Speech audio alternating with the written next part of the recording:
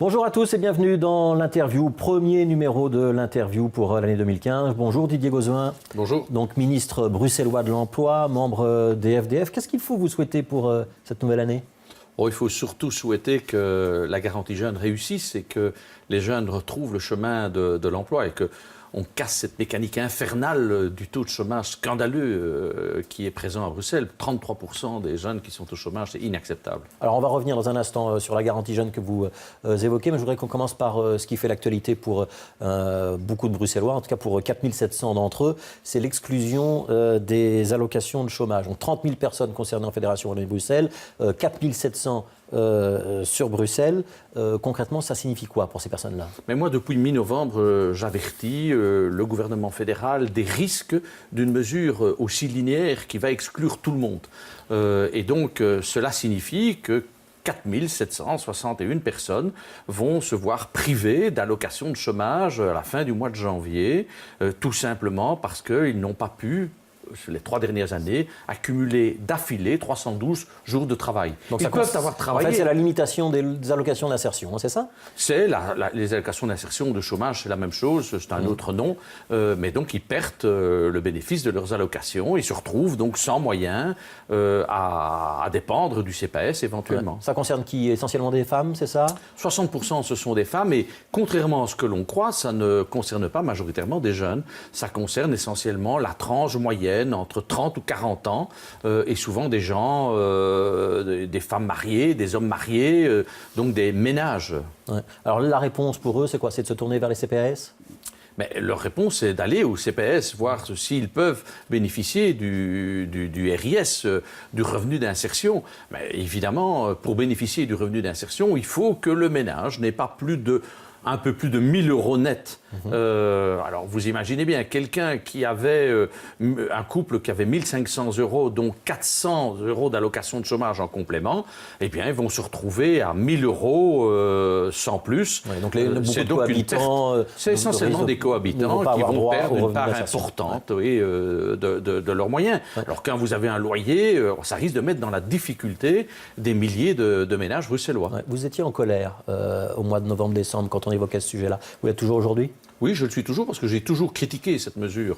Il y a quelques années, lorsque le gouvernement précédent l'a prise. Donc c'est une mesure du gouvernement Di Rupo. Tout à fait, et parce que le gouvernement actuel la maintient, donc il a sa responsabilité. Mais je dois reconnaître aussi que j'ai lancé des pistes, j'ai rencontré Chris Peeters et j'ai trouvé qu'il était à l'écoute. Et je peux vous le dire ici, il y a en tout cas une mesure qui est prise maintenant au niveau fédéral pour donner du bois de rallonge, 2 mois supplémentaires, en tout cas à quelques personnes, à quelques centaines de personnes qui peuvent prétendre à une dérogation. Ce sont les personnes qui peuvent prétendre d'un handicap ou qui peuvent prétendre d'une inaptitude au travail parce qu'il y a des raisons médicales. C'est le moratoire que vous demandiez au mois de décembre ? C'est le moratoire pour ces personnes-là que je demandais. Je demandais plus encore, je demandais que les personnes qui sont dans un processus actif de recherche d'emploi ne soient pas pénalisées parce que c'est un signal scandaleux qu'on leur enverra.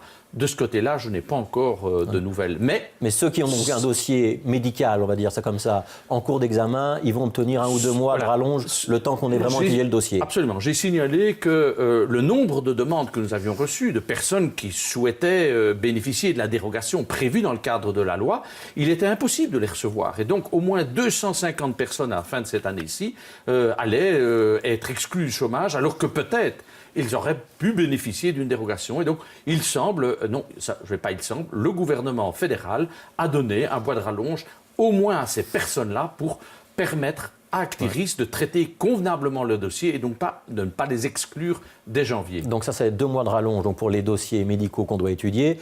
Si le dossier est négatif quand même à la fin, ce sera quand même une exclusion du chômage. Est-ce que les CPS ont les moyens d'absorber les 4700 personnes qui risquent de frapper à leur porte? Bien entendu, non.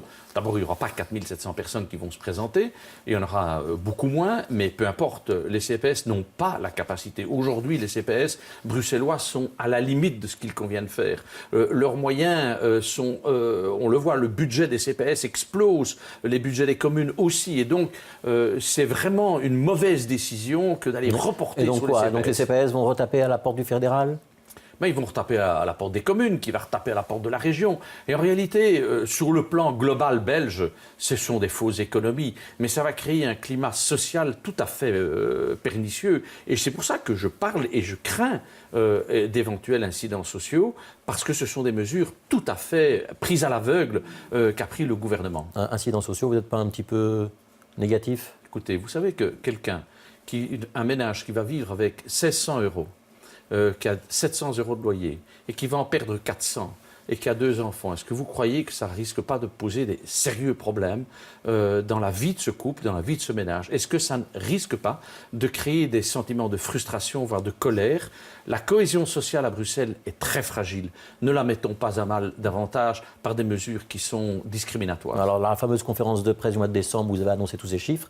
Vous aviez dit « Je ne laisserai pas tomber les personnes qui sont menacées d'exclusion ». Ça veut dire quoi, je ne laisserai pas tomber les personnes? Ça veut dire que nous allons travailler maintenant à faire en sorte de les réinsérer dans les mécanismes de l'emploi. Ça veut dire qu'on fait comment? Mais alors c'est ça le paradoxe. Il faudra changer des lois, des ordonnances, toutes les dispositions légales dont nous héritons à partir du 1er janvier, qui sont le cadre de la 6e réforme. Finalement de se réinscrire à Actiris. De se réinscrire, de pouvoir bénéficier des aides, pour pouvoir être engagé préférentiellement, pour éviter qu'ils restent, je dirais, dans l'abandon total. Et pour tout ça, vous êtes prêt, Yegozin, ou pas encore? Pas encore maintenant, c'est pas possible. Il faudra, je l'ai dit, plusieurs mois, le temps de changer des textes de loi, de les soumettre au Conseil d'État, aux partenaires sociaux. On est obligé de jouer aux pompiers, au plus pressé, par rapport à une situation qui nous tombe dessus. La difficulté pour tous ceux qui vont quitter Actiris et donc aller vers les CPAS, c'est qu'Actiris risque de perdre leurs traces. Est-ce que c'est un phénomène contre lequel on peut lutter ou pas? Toutes les personnes qui vont être prises en main par les CPS seront encadrées par Actiris, parce qu'il y a aujourd'hui un monitoring qui s'est mis en place. C'est une demande que j'ai formulée à l'ensemble des présidents des CPS bruxellois, et ils l'ont mis en œuvre, un monitoring pour suivre toutes les personnes qui vont être exclues du chômage et vont se retrouver au niveau du CPS. Mais toutes les autres, là, il y a un risque effectivement de les perdre dans la nature. Et c'est pour ça que je dis, attention, on joue avec le feu. Alors, on parlait de la garantie jeune au début de cet entretien, donc lancé par le gouvernement régional précédent. Vous avez repris la mesure à votre compte. Ça commence maintenant, c'est-à-dire qu'on confirme tous les jeunes ont droit à une formation, à un stage ou à un emploi. On peut maintenir l'engagement ou pas? Donc l'idée était lancée sous le gouvernement précédent, il est mis en place maintenant. Avec l'aide de subsides européens notamment. Avec l'aide de subsides. Et là, je vous donne aussi un scoop. Nous venons de recevoir le feu vert pour l'ensemble des projets qui ont été déposés au niveau européen. C'est-à-dire que vous aurez les budgets? Ça veut dire qu'il y a l'accord européen. On n'a pas encore l'argent. On l'aura ultérieurement, mais on a l'accord et notre projet a été accepté au niveau européen. Donc voilà de bonnes nouvelles. Et donc on confirme un job, une formation, un stage. Ça veut dire que tous les jeunes qui vont s'inscrire de moins de 25 ans, à partir du 1er janvier, vont être pris en main. On va soit les orienter vers le job le plus approprié, soit on va constater qu'il leur faut des pré-formations, soit des formations, soit des stages, mais de toute manière, on ne va pas les laisser, je dirais, dans la nature, sans répondant. On va les prendre en main, on va les aider à faire en sorte qu'ils aillent vers le marché du travail. Alors, il reste 3 minutes. Je voudrais faire 3-4 questions d'actualité, si vous voulez bien. Siegfried Braque, qui compare l'indépendance de la France à du darwinisme. Ça veut dire que c'est inéluctable. Vous êtes d'accord ou pas?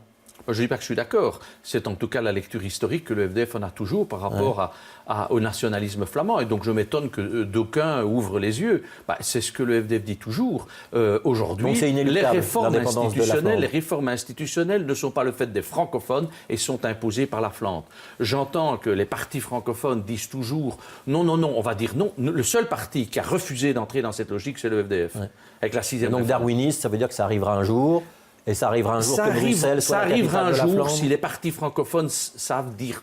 ça arrivera un jour si les partis francophones apprennent à dire non au national. Or, jusqu'à présent, on l'a vu avec la 6e réforme, les partis francophones sont incapables de dire non et disent toujours, in fine, oui. Et donc, aller de réforme en réforme, c'est alimenter la logique de M. Braque. Et dans la logique de M. Braque, Bruxelles sera un jour la capitale de la Flandre? Ça, je crois qu'il rêve en quadricolore. Alors, Éric Zemmour, demain midi au Cercle de Lorraine, demain soir au Cercle B19, Cercle d'affaires à Uccle. Il faut le laisser parler non à la liberté d'expression ou il faut lui interdire la parole parce qu'il a été condamné pour la haine, incitation à la haine raciale? Moi, je ne suis pas pour des interdictions à tout va parce que qu'il vienne s'exprimer, mais qu'on lui oppose un discours et des arguments par rapport à ce qui est aujourd'hui un populisme d'éditorialiste. Alors, dernière question. Les call centers pour les inscriptions dans les écoles fondamentales, on a vu le reportage dans le journal. Auderghem n'en fait pas partie. Auderghem en fera partie un jour ou pas? Peut-être. En tout cas, pour l'instant, Auderghem, ça fonctionne bien et je ne vois pas pourquoi il faudra encore créer un instrument supplémentaire. Mais attendons de voir. Pas besoin de concertation entre les communes sur ce dossier-là? Mais la concertation, elle existe, vous savez, il n'y a pas de souci. Ce n'est pas au niveau des maternelles que je joue le problème. La question est davantage au niveau du secondaire. Alors, 2015, élection présidentielle au FDF. Olivier Minguin dans un fauteuil ou c'est plus compliqué? C'est toujours plus compliqué.